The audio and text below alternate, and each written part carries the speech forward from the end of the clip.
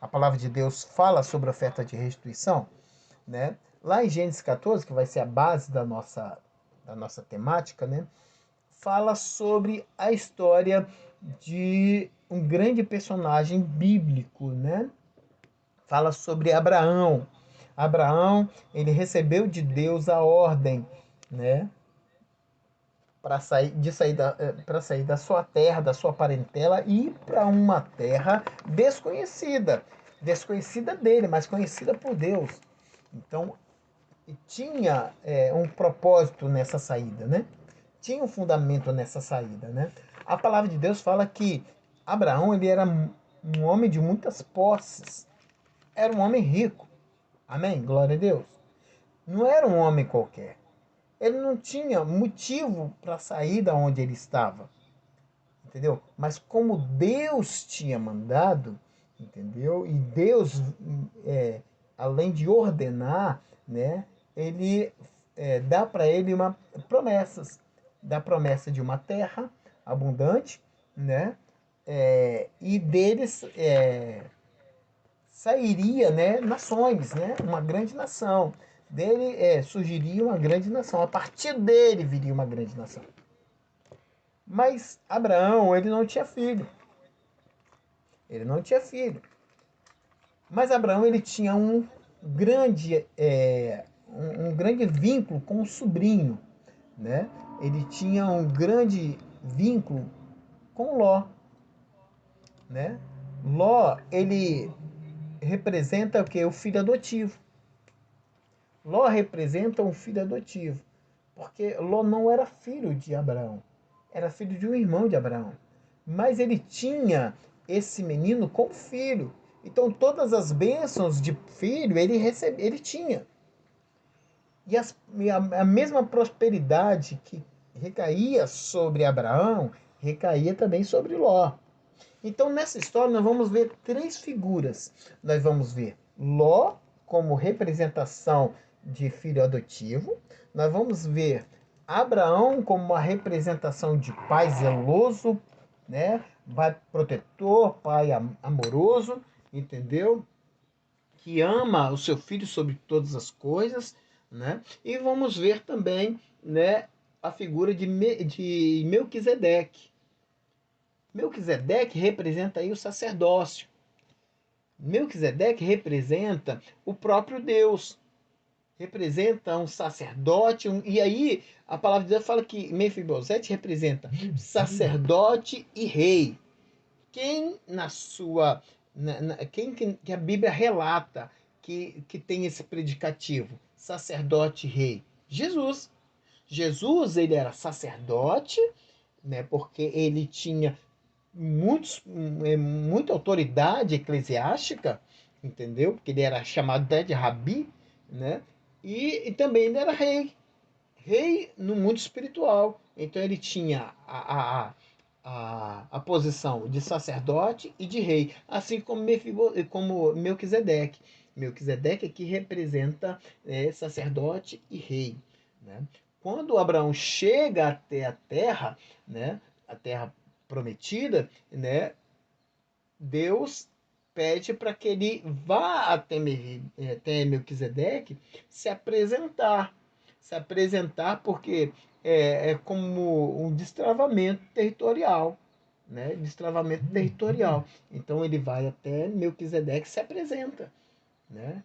Se apresenta e oferta na vida de Melquisedeque como sacerdote. Porque naquela época você levava sacrifício até o sacerdote. Né? E sacrifício era o sacrifício cerimonial mesmo, de expiação de pecados mesmo. Né? Então era comum, né, a pessoa levar até o sacerdote a sua oferta de restituição e oferta de gratidão. Restituição por tudo, restituição pela colheita, restituição, né, pelo rebanho abundante, restituição por filho que nasceu, né, restituição em tudo, né? E, por exemplo, nesse ano, geralmente era uma vez por ano que a pessoa ia até o sacerdote. Então, se nesse ano minha esposa tivesse gerado um filho, né? Esse filho sobre esse filho era gerado uma oferta de restituição, né? Uma oferta de restituição e gratidão. E essa oferta era levada até aos pés do sacerdote. Isso era muito comum, né? Então aqui nós temos a figura de Ló, filho, Abraão, pai, e Melquisedeque, sacerdote. Amém? E a palavra de Deus fala que Abraão e Ló viviam em grande harmonia, até certo ponto. Chegou um ponto em que a bênção sobre Ló foi tão grande, porque quando a gente está próximo de pessoas abençoadas, né, as bênçãos compartilhada, né? As bênçãos são compartilhadas, né? Há essa transferência de bênçãos, né?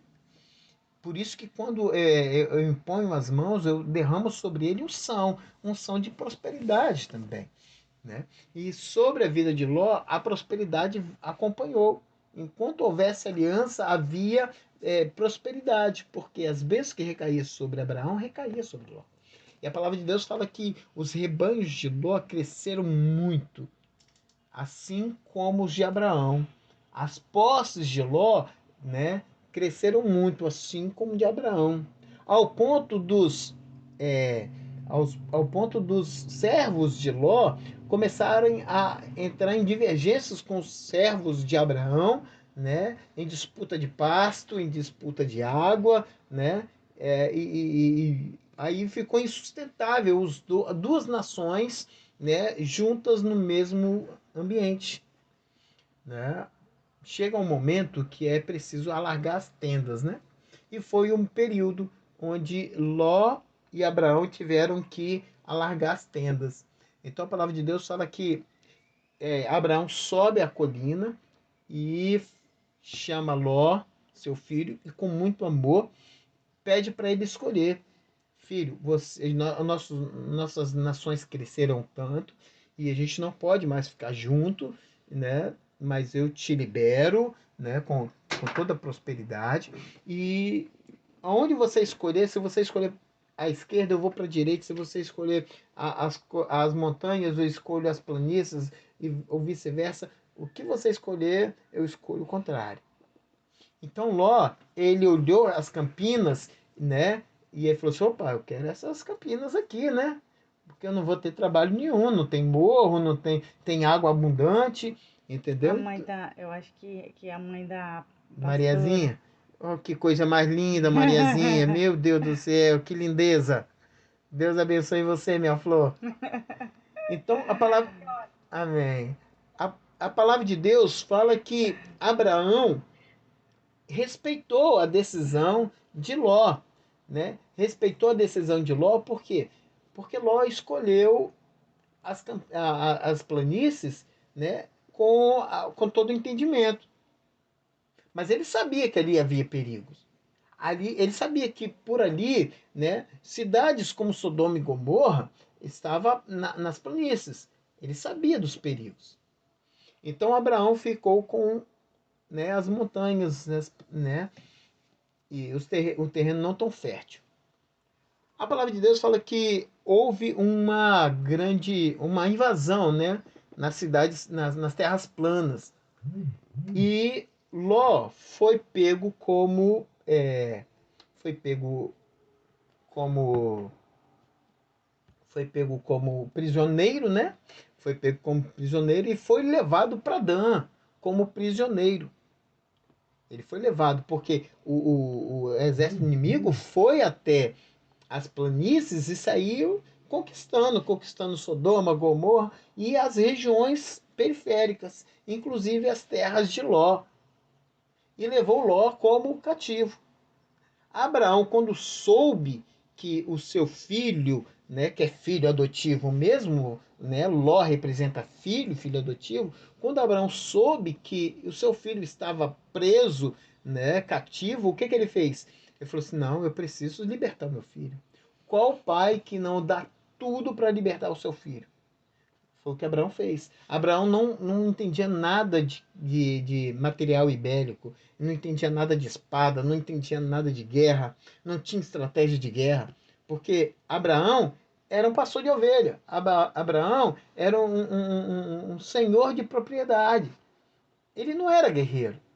Mas o que, que ele fez? Movido pelo amor ao seu filho, ele vai junto aos seus servos e eles vão até Dan e ali luta contra o exército de Dan e ali ele liberta Ló.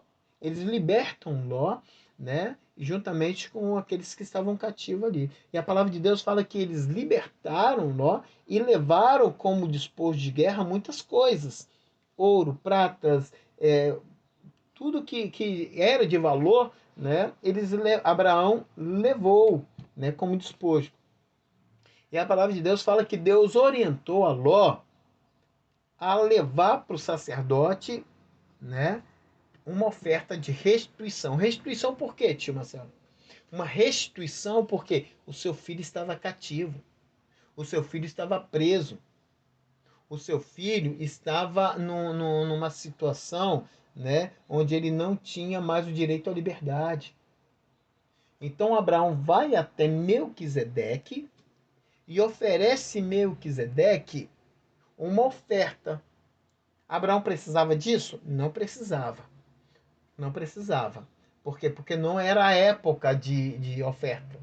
Não era a época de oferta. Mas por obediência a Deus e por gratidão pela libertação desse filho querido e amado, ele foi até Melquisedeque levar, né, a oferta de restituição. E a palavra de Deus fala que ao encontro de Abraão e de Ló, veio Melquisedeque, né, com dois elementos. Veio até Melquisedeque veio até Abraão com pão e vinho. Olha só o pão e vinho aí representando o quê? O corpo e o sangue de Cristo. Olha só os elementos, né, proféticos de uma aliança. Quando Melquisedeque apresenta para Abraão e para Ló o pão e o vinho, o que Melquisedeque estava fazendo? Uma aliança. E essa aliança, junto com essa aliança, ele estava recebendo essa oferta de restituição e fazendo uma aliança sacerdotal com essa família.